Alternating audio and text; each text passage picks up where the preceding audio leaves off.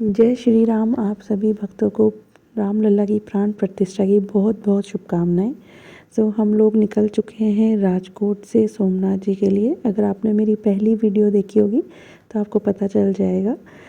हम लोग बीच में लंच के लिए भी रुके थे। वो इतना कोई अच्छा रेस्टोरेंट नहीं था तो मैंने ज़्यादा शूट नहीं किया वहाँ के लिए। उसका नाम कुछ ऐसे था, गामती या गोमती करके मेरे को पता नहीं है, गुजराती में लिखा हुआ था बट इतना अच्छा नहीं था। हम लोग पहुंच चुके हैं अपने होटल। हमने होटल किया था क्लार्क्स कलेक्शन। ये क्लार्क्स की ही प्रॉपर्टी है और ये अभी यहाँ पर नया ही ओपन हुआ है, ज़्यादा टाइम इसको नहीं हुआ है अभी ओपन हुए। तो यहाँ पे फैसिलिटीज़ भी कुछ ज़्यादा खास नहीं थी। ये है इसका बाहर से लुक और अब चलते हैं अंदर। यहाँ पे आता है इसका रिसेप्शन एरिया।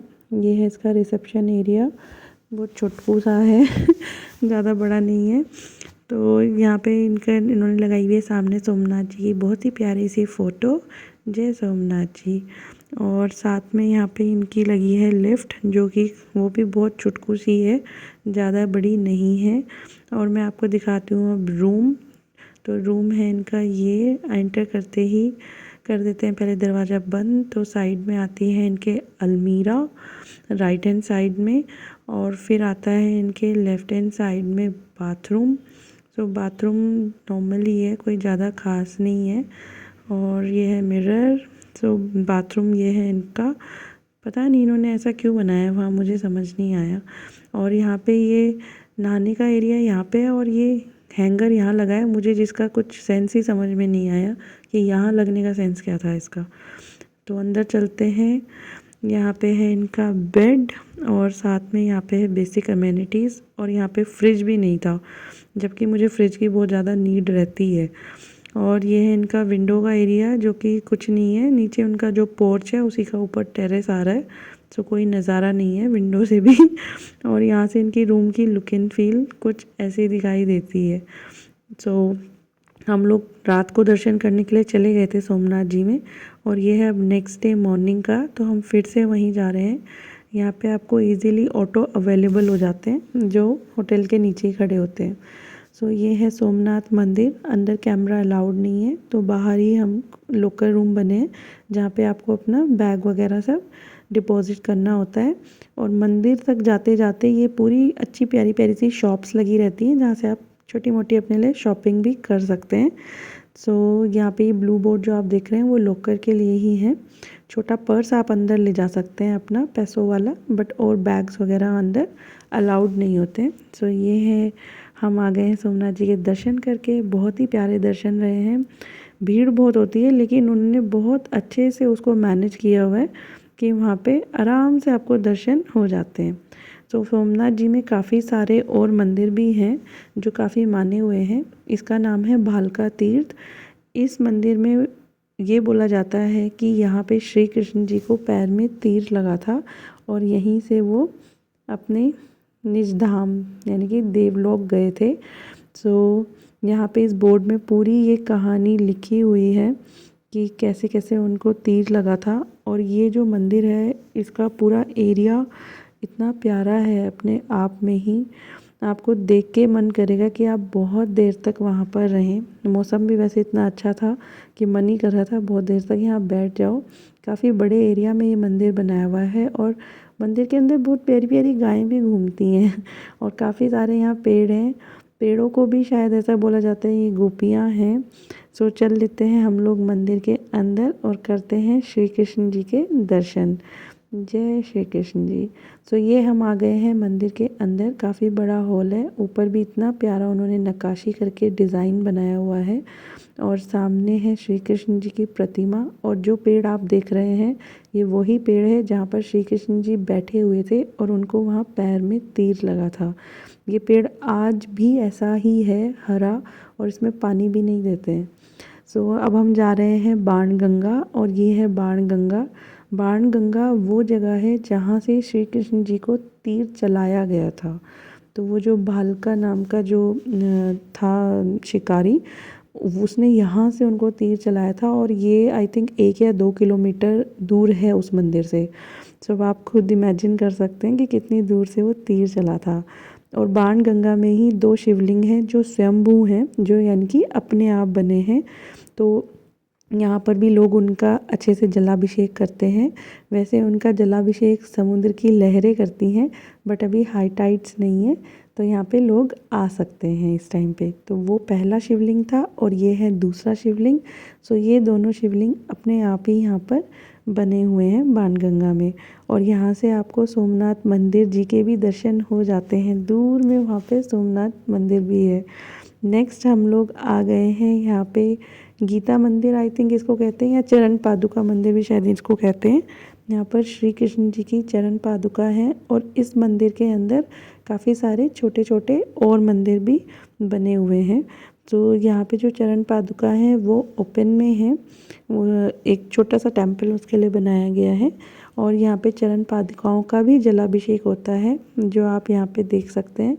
21 रुपये में आप उनका करवा सकते हैं। ये है माता रानी का मंदिर और ऐसे ही वहाँ पे और भी मंदिर हैं। सो माता रानी के दर्शन के बाद हम लोग आ गए हैं श्री कृष्ण के मंदिर। पूरे वॉल्स में आप देखेंगे ना, ये सारे गीता के श्लोक लिखे हुए हैं। पूरे आप मतलब सारी वॉल पे पूरे गीता के श्लोक हैं। आप जैसे भी पढ़ना चाहते हैं आप पूरा पढ़ सकते हैं इनको, जितनी देर आप यहाँ बैठना चाहते हैं। अच्छा भी लगता है। और ये है कृष्ण भगवान जी की मूर्ति, बहुत ही प्यारी। वहाँ पे हर मंदिर में इतनी प्यारी प्यारी मूर्तियाँ थी, देख के बहुत अच्छा लग रहा था। और ये है बलदेव जी की गुफा। बलदेव जी, अगर आप लोगों को पता हो तो वो एक नाग थे। तो यह बोलते हैं कि यहीं से वो नाग बन के निकले थे इस गुफा से ही। तो बिल्कुल नीचे जाके है, और अगर आप ध्यान से देखेंगे तो जहाँ ये नाग की आकृति है वो देखिए, आपको एक छोटा सा छेद दिखाई दे रहा है। उसी छेद से बोलते हैं कि बलदेव जी नाग बन के निकले थे। बहुत अच्छा लग रहा था, फील पूरा आ रहा था। जब कभी भी हम ऐसी जगह में जाते हैं तो अच्छा फील आता ही है, लगता है कि भगवान यहाँ हमारे साथ ही हैं। तो वो चीज़ वाकई में लग रही थी। देन यहाँ पे ये नेक्स्ट मंदिर है जहाँ पे श्री लक्ष्मी नारायण जी हैं। सो यहाँ लक्ष्मी जी और विष्णु जी की प्रतिमा है, बहुत ही प्यारी प्रतिमा है। सामने से देख के ऐसा लग रहा था कि जैसे बिल्कुल स्वयं भगवान ही हमारे सामने खड़े हैं, बहुत अच्छा लग रहा था। और ये है श्री कृष्ण की चरण पादुकाएँ, जो मैं आपको बता रही थी कि खुले में उनका बनाया हुआ है उन्होंने, एक छोटा सा टेम्पल टाइप का, और वहाँ पे उनकी चरण पादुकाएँ हैं। साथ में यहाँ पे है कोई, मुझे नहीं पता एक्चुअल में, कोई ये बैठक वो बोल रहे थे किसी की। अभी वहाँ गुजराती में लिखा था तो ना समझ में भी नहीं आ पा रहा था कि क्या लिखा हुआ है, बट वो ये ऊपर जो ये लगा है ये इनकी ही कोई बैठक बोल रहे थे, और बोल रहे थे कुछ शायद 88 सिटीज़ में इनकी बैठक है। तो वो मुझे ज़्यादा आइडिया नहीं है। और ये है भोलेनाथ जी का मंदिर। और फिर यहाँ पे ये काफ़ी बड़ा, ये भी अपने आप में ही बहुत बड़ा प्रांगण है जहाँ पे ये अलग अलग अलग अलग बने हुए हैं। और उसके साइड में ये जो है ये बैक वाटर्स है। और यहाँ से थोड़ी दूर आगे चलते हुए ही मोरारी बापू का आश्रम भी है, बहुत प्यारा आश्रम है। मुझे पता नहीं था, बाद में ही बताया ड्राइवर भैया ने, तो मैं उसको शूट नहीं कर पाई। बट ऐसे ही बैक वाटर्स के साइड में वो इतना प्यारा उनका आश्रम है, या घर बोल लीजिए। तो वो आते हैं वहाँ पे, जब भी कभी वो सोमनाथ जी में आते हैं तो उस घर में रहते हैं। तो हम लोग वही सोच रहे थे कि कितनी प्यारी जगह है, और ऐसी प्यारी जगह में उनका घर है। नेक्स्ट हम लोग यहाँ पे आ गए हैं जहाँ पर है पांडवों की गुफा। कहते हैं यहाँ से पांडवों ने इन गुफा में रह के तप किया था, और इसी जगह पे सूर्य देव जी का मंदिर भी है। सो ये काफ़ी ज़्यादा स्टेयर्स चढ़ के ऊपर है। सो मैं स्टेयर्स का आप लोग को इसलिए दिखा रही हूँ कि अगर आप लोग के साथ कोई भी ओल्ड हैं लोग और वो जाना चाहते हैं तो आप लोग पहले से ही देखें कि कहाँ पर कितना चलना होता है। सो ये है सूर्य मंदिर, और काफ़ी सालों पुराना ये मंदिर है। वहाँ पे भी छोटी छोटी ऊपर आपको शॉप्स मिल जाएंगी। ये रहा सूर्य भगवान का मंदिर। तो ये आप खुद देख सकते हैं कि कितना ज़्यादा इनका पुराना आपको अगर आर्किटेक्चर दिख रहा होगा। और बहुत अच्छी बात है कि इन लोगों ने चेंज भी नहीं किया है, क्योंकि फील तभी आता है। और साथ में यहाँ पे है ये पांडवों की गुफा। तो पांडव गुफा के अंदर हम लोग नहीं गए थे, क्योंकि वहाँ पे बहुत लंबी लाइन थी और हमें काफ़ी ज़्यादा लेट भी हो रहा था। सो इतना टाइम नहीं था कि वहाँ पे वेट कर सकें। तो पांडवों की गुफा में हम लोग नहीं गए, हमने जस्ट वैसे ही ऊपर से ही देखा। ये देखिए कितनी ज़्यादा लंबी वहाँ लाइन थी। तो हम लोग आ गए हैं सूर्य भगवान जी के मंदिर में।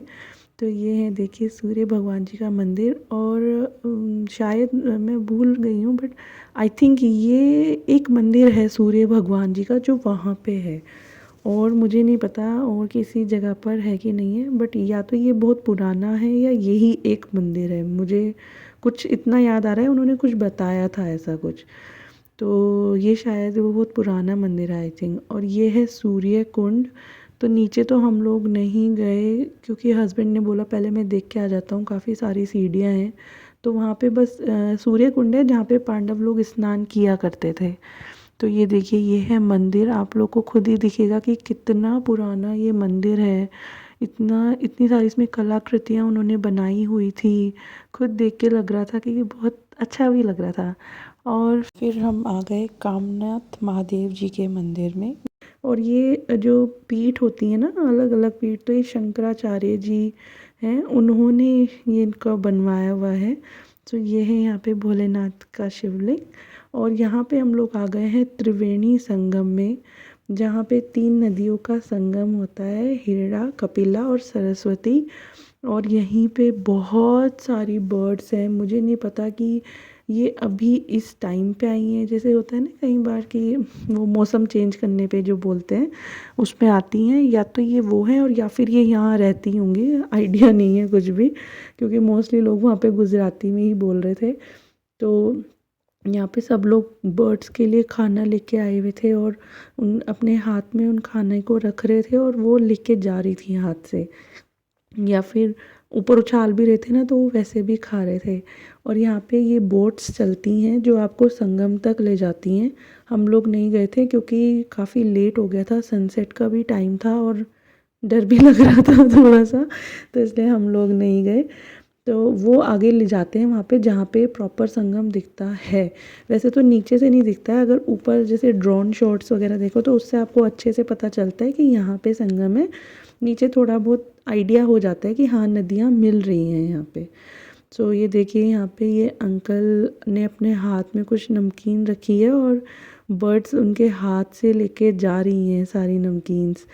और यहाँ पे ये नैनू की दादी ने भी उछाले हैं, तो वो उछालने में भी खा रहे हैं वो ऐसे भी खा रहे थे, तो वो बड़ा प्यारा लग रहा था। यहाँ पे हम लोगों ने काफ़ी टाइम स्पेंड किया है अपना, क्योंकि देख के बड़ा अच्छा लग रहा था, इतनी सारी बर्ड्स थी। और फिर वहाँ से बाहर आके सबने टीका लगवाया सोमनाथ जी का। ऑब्वियसली वहाँ आए हैं तो टीका लगाना तो बनता है। और फिर नेक्स्ट डे हो गया है, हम लोग जा रहे हैं अब द्वारकाधीश जी के लिए। तो रास्ते में बहुत सारी चीज़ें आएंगी, वो मैं आपको नेक्स्ट वीडियो में दिखाऊंगी। आपको ये वीडियो कैसा लगा आप लोग ज़रूर बताइएगा, और प्लीज़ चैनल को सब्सक्राइब भी कीजिएगा। आगे अब नेक्स्ट वीडियो होगा वो होगा द्वारकाधीश जी का। सोमनाथ जी के लिए 2 दिन इनफ होते हैं, तो अगर आप लोग 2 दिन के लिए आते हैं तो वहाँ बहुत अच्छे से दर्शन हो जाते हैं। 2 बार आप दर्शन कर सकते हैं, जैसे हम लोगों ने करे हैं, रात को भी और अगले दिन सुबह। देन उसके बाद उसी दिन हमने सारे और मंदिर के भी दर्शन किए हैं। सो अगर आपको ये वीडियो अच्छा लगा होगा तो प्लीज़ लाइक करें, चैनल को सब्सक्राइब करें और ये वीडियो शेयर करना ना भूलें। Bye guys.